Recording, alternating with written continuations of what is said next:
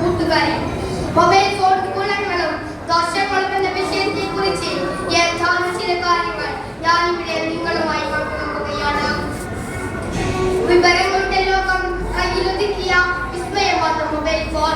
Mobile ഫോണുകളുടെ പ്രധാന ഗുണങ്ങൾ വേഗത്തിലുള്ള ആശയവിനിമയം, വിവര ലഭ്യത, സൗകര്യം, വിനോദം, ഉൽപാദനക്ഷമത വർദ്ധിപ്പിക്കൽ എന്നിവയാണ്.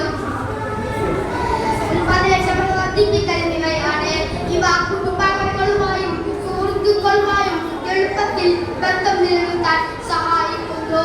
ഇന്ന് പഠനം, ജോലി, ഷോപ്പിംഗ്, ഡിജിറ്റൽ പേയ്മെന്റുകൾ എന്നിവയ്ക്കെല്ലാം ഇത് വളരെയധികം ഉപയോഗപ്രദമാണ്. അമേരിക്കൻ എഞ്ചിനീയറായ മാർട്ടിൻ കൂപ്പർ കണ്ടെത്തിയ ഈ വിരൽ തുമ്പിലെ ഈ വിസ്മയം ഇന്ന് എന്തിനും ഏതിനും സഹായകരമായ ഒരു ഉപകരണമായി മാറിയിരിക്കുകയാണ്. കോവിഡ് എന്ന മഹാമാരി നമ്മെ കീഴടക്കിയ കാലത്ത് നമ്മുടെ പഠനം ഒരു പരിധി വരെ മുന്നോട്ട് കൊണ്ടുപോകാൻ മൊബൈൽ ഫോണുകൾ വളരെയധികം സഹായിച്ചിട്ടുണ്ട്. ഇന്ന് ഉയർന്ന ക്ലാസുകളിൽ പ്രസന്റേഷനുകൾ, അസൈൻമെന്റുകൾ എന്നിവയെല്ലാം തയ്യാറാക്കുന്നത് ഈ മാധ്യമത്തിലൂടെയാണ്.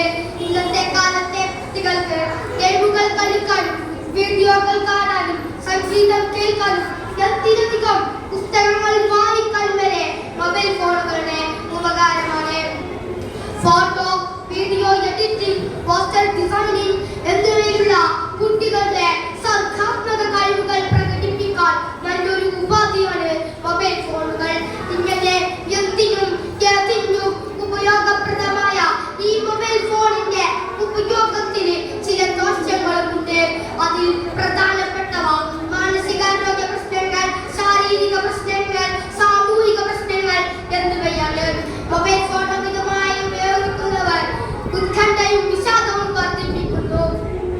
അതുപോലെ തന്നെ പഠനത്തിൽ ശ്രദ്ധക്കുറവ്, മറ്റുള്ളവരുമായി ഇടപഴകാനുള്ള കഴിവില്ലായ്മ തുടങ്ങി പല പ്രശ്നങ്ങൾക്കും കാരണമാകും. അതുപോലെ നമ്മുടെ എല്ലാവരുടെയും ഒരു ശീലമാണ് കിടക്കുന്നതിന് മുമ്പ് അല്പസമയം മൊബൈൽ ഫോൺ ഉപയോഗിക്കുക എന്നത്. ഇത് നമ്മുടെ ഉറക്കത്തെ തടസ്സപ്പെടുത്തുന്നു. കൂടാതെ കണ്ണിന് പലതരത്തിലുള്ള പ്രശ്നങ്ങൾക്കും കാരണമാവും എന്നാണ് പഠനങ്ങൾ ചൂണ്ടിക്കാണിക്കുന്നത്. നോക്കൂ, അതുപോലെ ഈ മൊബൈൽ ഫോണിന്റെ ഉപയോഗം നമ്മുടെ കുട്ടികളെ സമൂഹത്തിലിറങ്ങി മറ്റുള്ളവരുമായി കൂട്ടുകൂടാനോ സംവദിക്കാനോ കഴിവില്ലാത്തവരായി മാറ്റുന്നുണ്ട്. അതായത് പരസ്പരം സഹായം ചെയ്യുന്ന, നാട്ടിലെ പ്രശ്നങ്ങളിൽ സജീവമായി ഇടപെടുന്ന ഒരു തലമുറ തന്നെ നമ്മിൽ നിന്നും നഷ്ടപ്പെട്ടുകൊണ്ടിരിക്കുകയാണ്. ഇത് നമ്മുടെ കുടുംബത്തിനും നാടിനും ലോകത്തിനും ഒരു പക്ഷേ വലിയ വിലയായേക്കാം. അതുപോലെ നമ്മുടെ മൊബൈൽ ഫോണിന്റെ ഉപയോഗിക്കുന്നവരുടെ സാങ്കേതിക പരിജ്ഞാനമില്ലായ്മ സൃഷ്ടിക്കുന്ന അപകടങ്ങളും നിരവധിയാണ്. അതുപോലെ തന്നെ ഇത്തരം ദോഷങ്ങൾക്കൊക്കെ നമ്മൾ ഒരു പരിഹാരവും ചർച്ച ചെയ്യേണ്ടതല്ലേ. പ്രധാനമായി മൊബൈൽ ഫോൺ ഉപയോഗിക്കുന്നവർ സാങ്കേതിക പരിജ്ഞാനം നേടാൻ ശ്രമിക്കുക. മൊബൈൽ ഫോൺ ഉപയോഗിക്കുന്നവർ തന്റെ ശാരീരികവും മാനസികവുമായ ആരോഗ്യം വേണമെന്ന് സ്വയം തീരുമാനമെടുക്കുക. അവധി ദിനങ്ങളിൽ പാടത്തും പറമ്പിലും കളിച്ചു നടന്ന കുട്ടികൾ ഇന്ന് അധിക സമയവും മൊബൈൽ ഫോണിന്റെ മുമ്പിലാണ്. ഒരുപക്ഷേ അത് ഗെയിമുകളാവാം, റീലുകളാവാം, മറ്റെന്തെങ്കിലും ആവാം. എന്തായാലും നമ്മൾ കുട്ടികളുടെ കാര്യത്തിൽ രക്ഷിതാക്കളുടെ ശ്രദ്ധ വളരെയധികം അത്യാവശ്യമായ കാലത്താണ് നാം ഓരോരുത്തരും ജീവിക്കുന്നത്. ഫോൺ വയറുമായി ബന്ധിച്ചിരുന്നപ്പോൾ മനുഷ്യർ സ്വതന്ത്രനായിരുന്നു.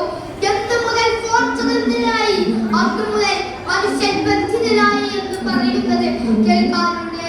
ഈ ബന്ധം നല്ല രീതിയിൽ നമുക്ക് ഓരോ